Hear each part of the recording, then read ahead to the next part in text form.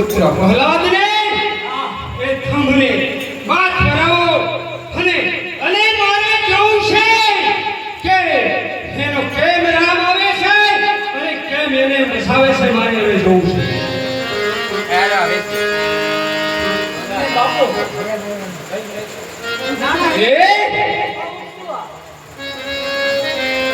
હે પ્રધાનજી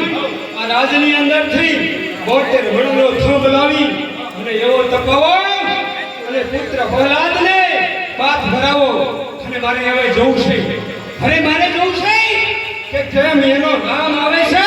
અને કેમ એને વસાવે છે બાપા